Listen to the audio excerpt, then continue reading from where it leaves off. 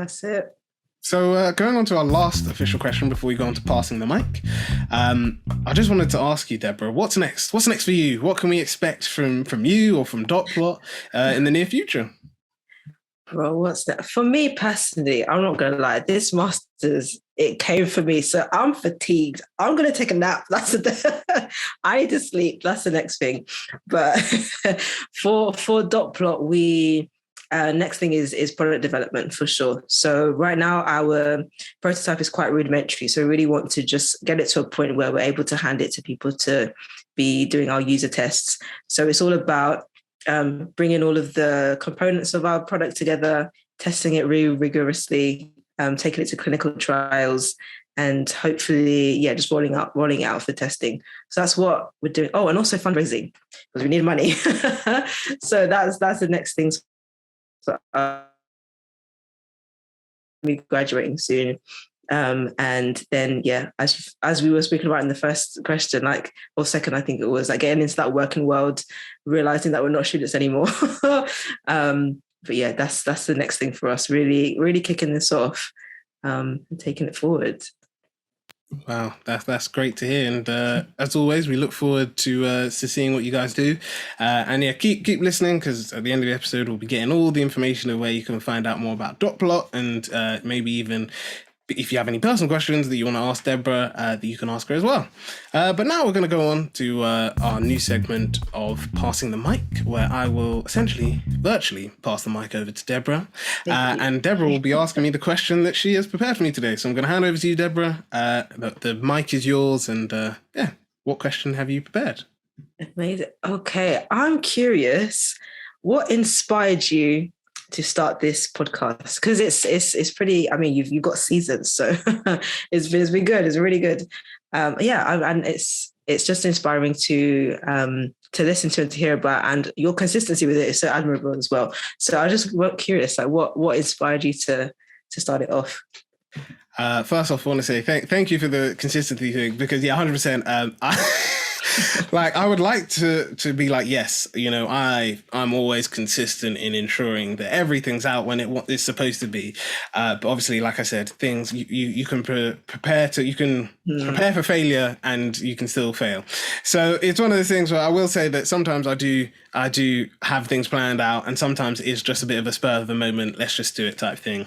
But yeah, I guess what inspired me, I literally had a conversation with Debra about this before we started recording, about, this whole idea of, as individuals, there's this, and we sort of raised it at the start of, we look and see that there's an issue, and then we go into why, what is being done to help this? Why isn't there something already? What can I do? So this story essentially starts with in 2020. I feel like it was, yes, 2020. So I went and applied to be the BME officer at my university. And I didn't get it. But one of the things that partly through discussions with people I was campaigning with, because obviously it was that fun time of everything being online. You weren't allowed to be on campus. So I was just messaging people in group chats, just saying, hey, I'm trying to be this BME officer. These are the things that I want to do. This is what's in my manifesto.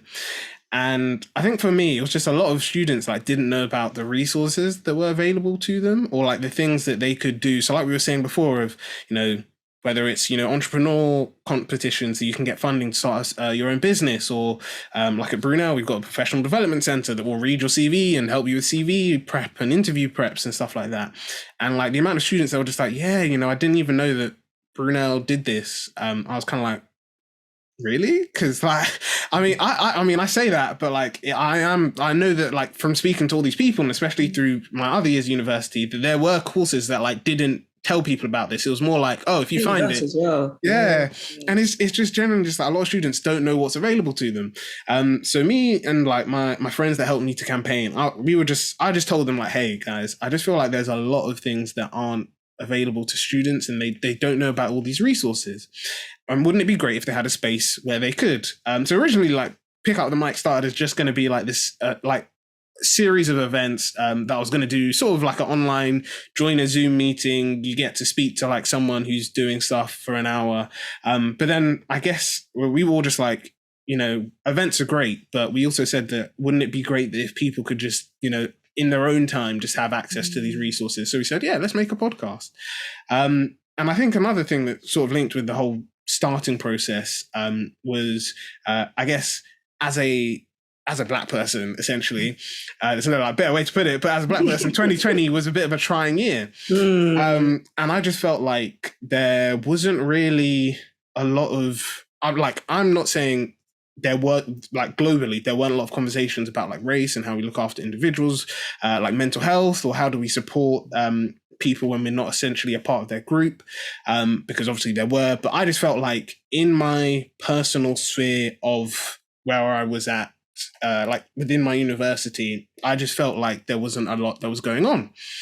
And I was just like, wouldn't it be great if people heard discussions or heard advice? So, you're a, I don't know, you might be a Black student, for example, who wants to start a business, and you can now hear someone who's also, a Black student who's starting a business, and you can hear about what they go through, or, as an individual, who as a female, you might be thinking, oh, I don't really want to, do a job in the field of STEM because I feel like, women are underrepresented, and actually hearing from people who work in there. And yeah, essentially it was that. It was just giving people these unsung heroes, I guess is the best way to describe it, because I always just felt like with everything, there's that tendency that there are a lot of people that, yes, there are great people on Instagram that have thousands of followers or hundreds of thousands of followers that, are doing great work and all of this. But I was also just there are individuals who are doing stuff on a community level that's really impactful. And it doesn't need to be ground changing, they organized a march or they organized a protest, or they came up with a product to fix, plastic pollution at the university. Because yes, a lot of the time those people do get heard, but there might be someone who's actually, campaigned and raised money for stuff, or it could be someone works with a team that promotes STEM for young girls. And I just felt like that there wasn't a lot of things that promoted unsung heroes and gave them that place to I guess shine and talk about their passion. So yeah, it essentially just started like that. And like you said, it's really fun. I think as a team we've really enjoyed doing it. It's been really great to have all these discussions, and obviously at this point we've started additional content stuff, which I've really enjoyed, because if for anyone who knows me, I am a very passionate, I'd say a very passionate gamer, but I'm also a very mad, well, not mad, but really passionate comics book fan. So I love all things like Marvel and DC and gaming and the environment. So having these additional content stuff that talks about this stuff has been really great, because I think, again, what I was saying before, there is that tendency that sometimes you might be oh, even as a uni student, you might just be yeah, I really love gaming, but there's no one within my immediate friendship group that talks about gaming, or I really love Marvel stuff, but I don't really want to join, there's no society that does it, or the society that is there doesn't really cater to what I want to do. So it's been really great to just talk to people about all of this stuff and just have these really interesting conversations. And yeah, it's just been really fun. But yeah, 100%, I would say with the consistency thing, it is always good to plan stuff ahead. But I have found through years of experience, that, when it comes to especially with social media stuff, the amount of times I've put out a post and there might be a spelling mistake, or I've put out a post and there's I might schedule it, and whatever I've scheduled it on for some reason didn't post it, so I'm then just why didn't it post it? And now I need to rush and try and post it. So yeah, so I've just found trying to add mental reminders or reminders on my phone to just be okay, this is the time you need to post it. It's definitely good. But yeah, I'd say that's essentially how Pick Up the Mic started, and yeah, where we're at today. Wow, look at that. That's exciting. And what are the next steps for you? Or is it just having more of these funky conversations? Yeah, that's a really good question. So I like doing things in three. So I'm gonna do three for this year, and then three long-term goals. So for the rest of this year, the first one is definitely do a lot more like additional content stuff, because I really do like the conversations that we have in these like main series episodes, is what we call them. But I feel like there's always like a time limit, because you're always just like, you don't want the episode to be too long, but then you also don't want to cut off the conversation. So I also sometimes feel like, yeah, it sucks, because there's like, you might want to expand on like one question, but you can't spend a lot of time on it, because you're just like, I also have to be aware that the episode can't be super long. So I think doing more of this additional content, whether it's like stuff like our comic book related one, or our Marvel related one, or our gaming one, or our like one where we literally just have deeper conversations on stuff that we touch on in episodes, I think that's really good. So yeah, definitely doing more of those. The second thing is hosting like a in-person event. That is definitely something that I want to do. Yeah. I always just feel like you were saying about networking, I feel like I think the easiest way to describe it is my manager when I did my year placement for my undergrad. She was just like, she's very passionate about like saying like, I think she always says like, it's about connecting. There might be like two people that could, yourself will like do amazing work together, but it's always just about connecting those two people. And I think through doing the podcast, like that's another thing that I've seen, because whether it's, like, I don't know, there's one person who's saying like, oh my gosh, I am designing like a product and I'm not a graphic designer. I've got no experience with that, but I'm always looking for one. And I'm just like, oh, hey, you're looking for a graphic designer. We had a person on the podcast that's into graphic design. Like, I think you'd really work well together. Or it could simply be like, oh my gosh, you're a society at a university and you're looking for like a guest speaker who probably would do an event for you for free and come and talk. And it's just like, well, I know someone who's works in this field that your society is all about, and they'll come in and speak. So yeah, definitely try and do an in-person event. If by the time this episode's come out and we've done it, that's great. So that means I've at least ticked one off the list. But if not, then yeah, definitely trying to do one as soon as possible.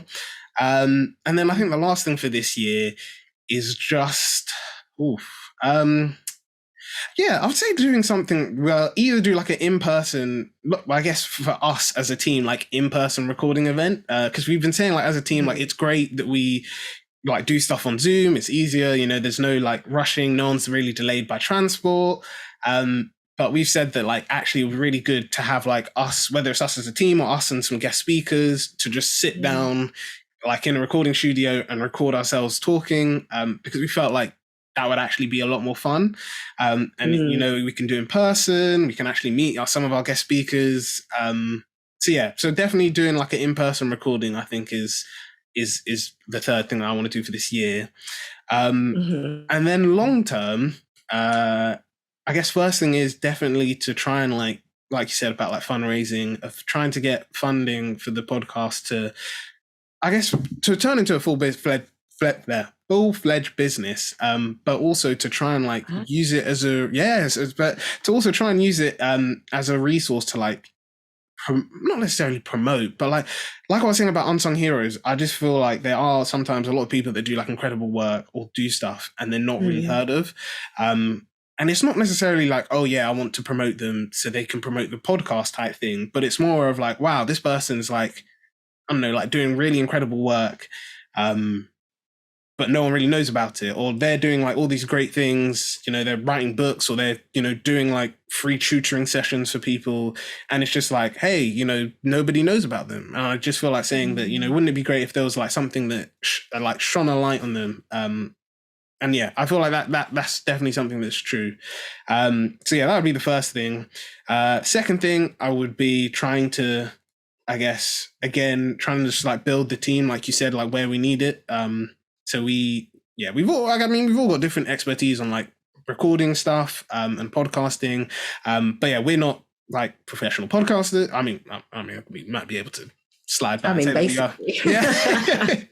But like we're none of us, I guess, like are like our full-fledged career or have previous experience, I guess is the right thing to say, in like podcasting. So definitely like trying to bring on some people onto the team, whether that's as advisors or as like actual people who work within the team, to just be like, hey, you've got the experience, let us know what you think is best. So yeah, that would be the second thing, of just generally just building up the team and seeing how things go. And then yeah, I think lastly, it would just be to encourage I don't know, just like it sounds kind of cheesy, but just encourage people to like start their own thing. Because yeah, like what you said of like the people basically like do great work, but then just like leave it, and they're just like, it was an assignment and dropping it there. I'm not going to go back. Or, you know, they try to apply for competitions and like don't get funding. Sometimes, like, I know 100% there have been times when I've been like rejected from competitions, and I'm just like, you know what, I just generally just want to like put this up, leave it where it is, and just be like, yeah, it was great, we tried it, I don't want to touch it anymore. But yeah, I think like what you said, it's about resting, being like, yeah, it didn't work out, I'm just going to pause for a bit, rest, relax, and then I'm going to go get up again and do it. But it's also about like being like, you know, if you know that like what you're doing, A, no one else is doing it, or B, if anyone else is doing it, they're not doing it the way you are. It's about saying that, yeah, there is actually a market for it, or there is people who need to hear my message or need my product. I just need to go out and find them and, you know, let them know that this is something that exists. Because like we were saying before, that, you know, there'll be many a times when you will have people like, I guess, whether support your vision or not support it, or there might be people sometimes where, you know, 1 month, you know, you got like loads of engagement, and the next month the engagement's really low, and it's just about being like, you know, it doesn't matter on that. It's about that, and I think that I raised it before in the previous episode, that it's always about like knowing that at least one person is out there and is hearing like what you're doing, or is using your product, and as long as that one person, for me, is like genuinely happy, they love it, they're like, this is something that I needed, you have basically helped me, that's the most important thing.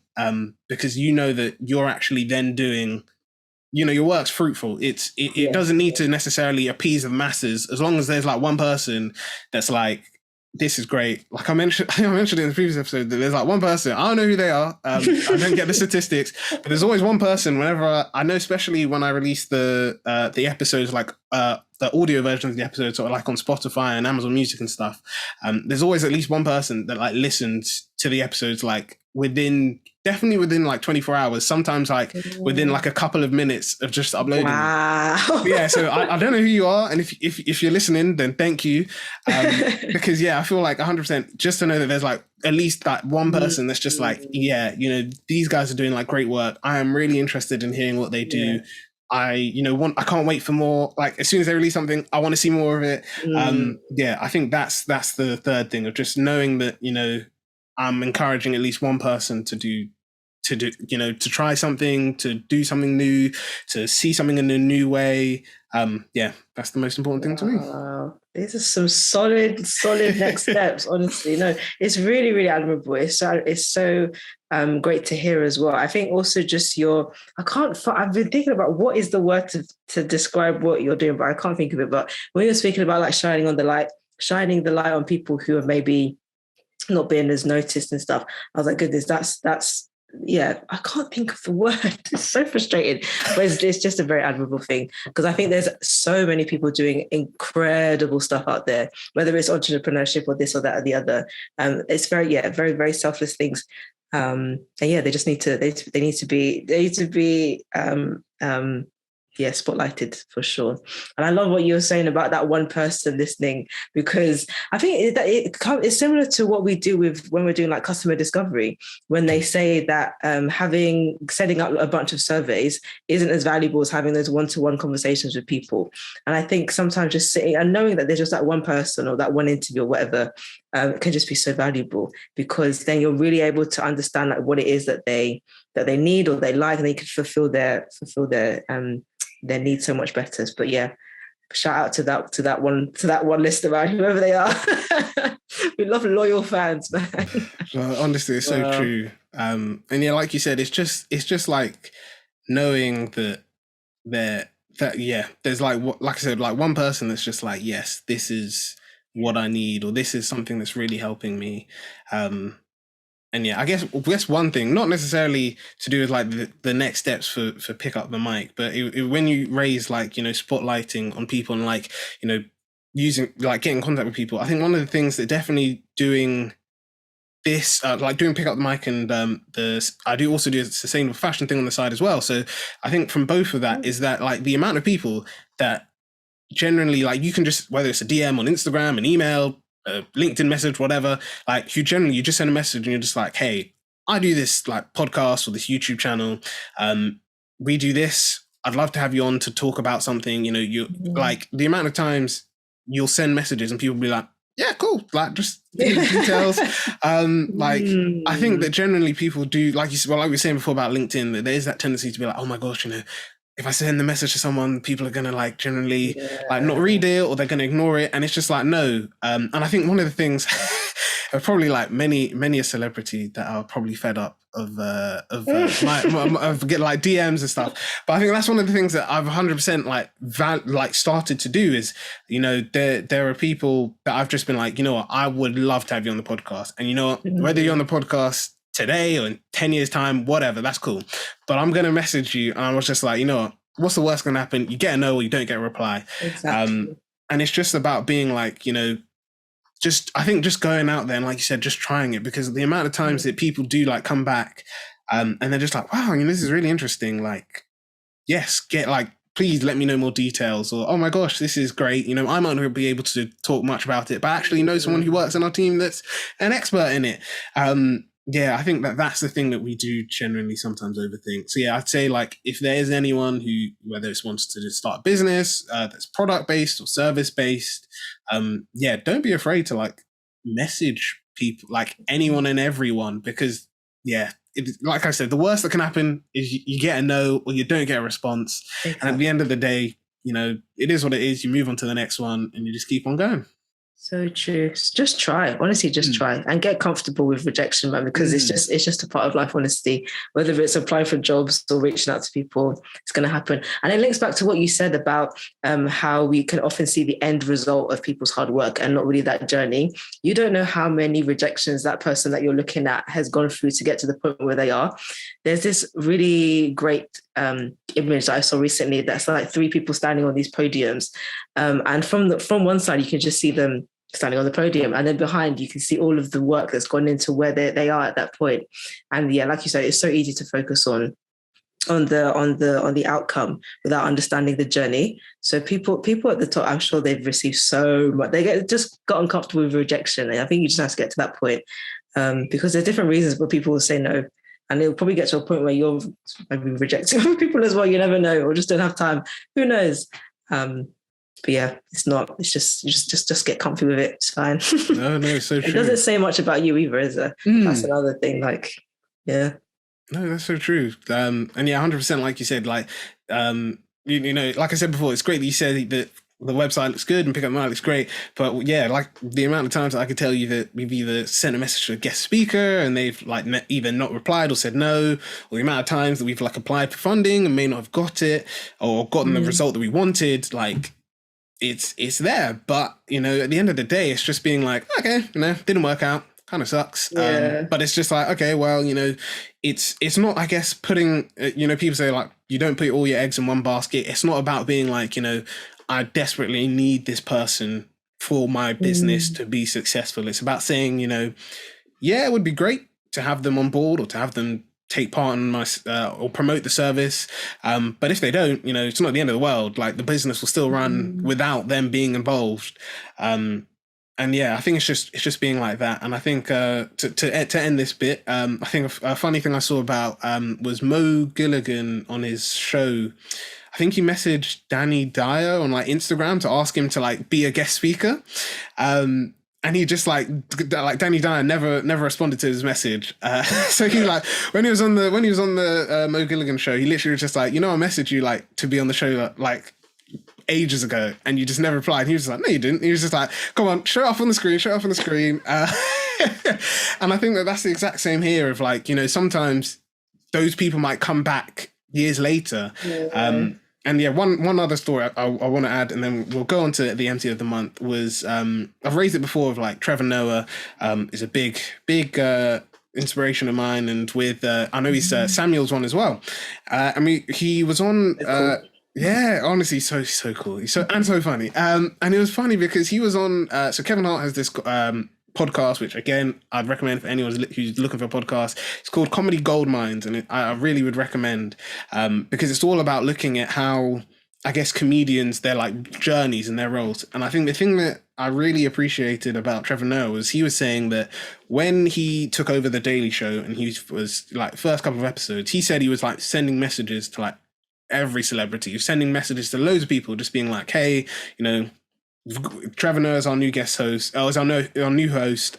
We would love you to come on so you could be interviewed by him. And he was saying that, you know, there were like the amount of times he got rejected by people, he was just like, oh gosh, like, can't believe this. But he said that he always appreciates Kevin Hart because he messaged Kevin Hart and just like, hey, you know, I really like what you do. I really, you know, appreciate your journey, your honesty. I really like how you engage with people. And we're just like, I'd love to have you on the Daily Show.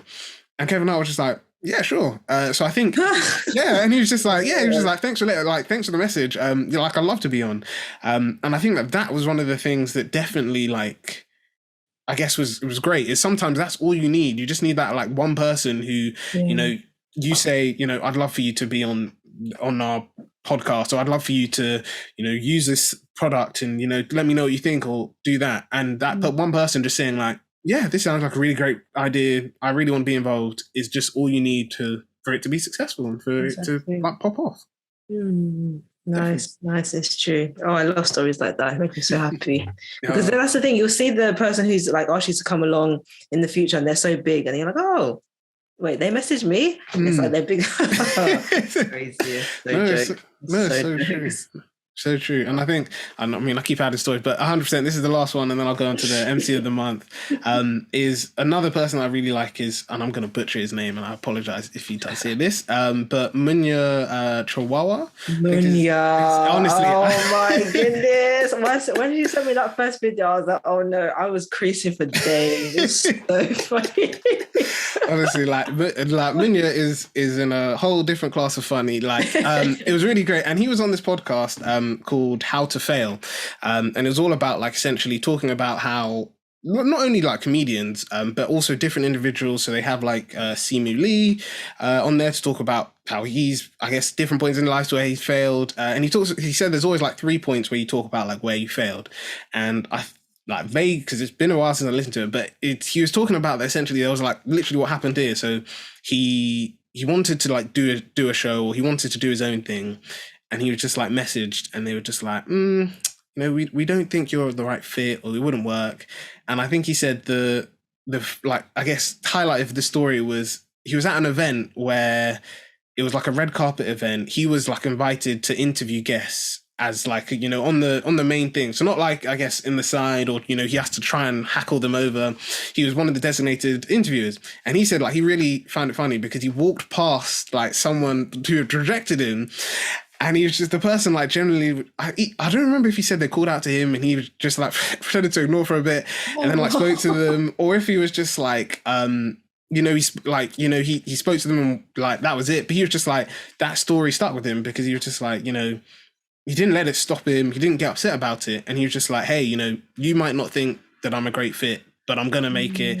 And to be invited to a place where essentially he's essentially has a bigger role at the event than the person who rejected him is definitely something that I feel like as individuals, you know, we can all relate to, and it's really, really important. So definitely, I think that, yeah, it's just about realizing that, and I know for some people that there is that tendency when you like see entrepreneurs or you hear about entrepreneurs, you're just like, gosh, like this person again, you know, they're saying, oh, they had it tough, they had it this, they had it that. But like generally there are some people that, yes, they really did have it tough. And it's just about like being consistent, being persistent, and just being like, yes, there is, like I said, even if you just think there is one person out there that needs my product, that, you know, if I don't do this, they won't be, you know, have things easy, or, you know, they might not know about the stuff that's available to them. Just knowing that there's one person that you're out there to help is definitely a good starting place for you to basically, you know, encourage you and be like, yes, I need to do this because there is someone that needs this. So yeah, I think it's really good. And I guess that nicely leads on to our last segment of the episode of MC of the Month. And we've talked about, you know, a few organizations such as, you know, entrepreneur labs or entrepreneur teams around different universities. So for example, at Brunel's, their Brunel Entrepreneur Hub, and at Imperial, their entrepreneurship Enterprise Lab. But essentially, I thought it would be best to talk about one that students or anyone essentially can use, which is essentially Foundervine.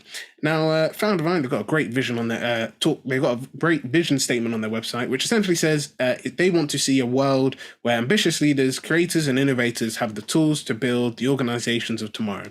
And essentially, their I guess main aim from that is that they want to remove the social and economic barriers to innovation, disrupting the status quo in everything we do. You know, they want to build opportunities in underserved communities that help tomorrow's leaders to shape the future. They want to connect them with the leaders of today to help them to transform society, to open up innovation to anyone, anywhere. They've got great aims that they talk about, increasing access to entrepreneurship and entrepreneurship opportunities for future leaders, accelerating and increasing the opportunities for emerging leaders by providing access to networks, like we said, another key thing there. High impact learning opportunities and investment readiness support. And finally, talking about advocacy as acting as a voice for underestimated leaders, creators, and innovators in the UK and beyond. They've got great values of being inclusive, driven by innovation, courageous. They have an amazing team that I've got to meet the person, I believe that's their founder, called Izzy, who explained a bit, and we'll include the link to that on their MC of the Month page. Izzy, is their Chief Executive Officer. But like I said, Foundervine do great opportunities. They also have a lot of programs and events that you can sign up to. You can also sign up to be consulted with. So if you, like we were saying about if you have an idea and you're not sure about funding wise how it will work, or you don't know what the business model will be, you can get in contact with them and they'll be able to help you with that as well. So essentially, Foundervine are our MCs of the month. So we've finally come to the end. It is a shame, but we have come to the end of the episode, and I want to start off by saying thank you so much to our great and amazing guest speaker, Debra. It's been so good to learn a bit more about you, your entrepreneurship journey, and Dotplot, and see all the amazing things you're essentially doing. So much. Yeah, honestly, so good. And now before we let you go, in typical fashion, like I said before, there might be some listeners who are thinking, wow, Dotplot sounds really interesting. I want to know where I can keep an eye on them, whether that's through social media or website. There might be some people thinking, wow, I actually have some personal questions about entrepreneurship that I want to ask Debra, because I really think that she's got her entrepreneurship hat on, she knows what she's doing, and I want to know more. So essentially, over to you, Debra. What is the best way, that individuals or any of our audience can get in contact with you? Oh, okay. Well, we can get in contact with us on our LinkedIn, which is just Dotplot. Our Instagram handle is @dotplot.co. I think it's the same for... We don't have a Twitter, never mind. Just Instagram and LinkedIn. And if you want to send us an email, it's hello@dotplot.co. So yeah. Oh, and Dotplot is literally just DOT, like dot plot, PLOT.co. I don't know if it's clear because some people are just like dots plots. No, just Dotplot. Oh, well, you heard it here first, everyone. And yeah, please do get in contact if you've got any questions, because like I said, this is amazing work that Dotplot are doing, but also it's amazing work that Debra's doing as an entrepreneur. If you like this video, like, comment, and subscribe is always appreciated, and make sure you hit the notification bell so you don't miss the next episode or episodes of our content or of the main series of Pick Up the Mic. If you are interested in finding a bit more about Dotplot, please make sure you click the link in our bio, because that will take you to Debra's speaker page where you can know more a bit about her. And finally, make sure that if you want to see some additional content, as I've previously touched on before, that you are following us or you are a Patreon member, and you can find out more about that on our Patreon page and how that works and things. So yeah, essentially that's the ending bit all done. Thank you everyone for being an amazing audience as always. Thank you for listening and for watching, and keep an eye out for the next episode where we pick up the mic. So that's bye from us here. Enjoy your day, look after yourselves, and we'll speak to you all soon.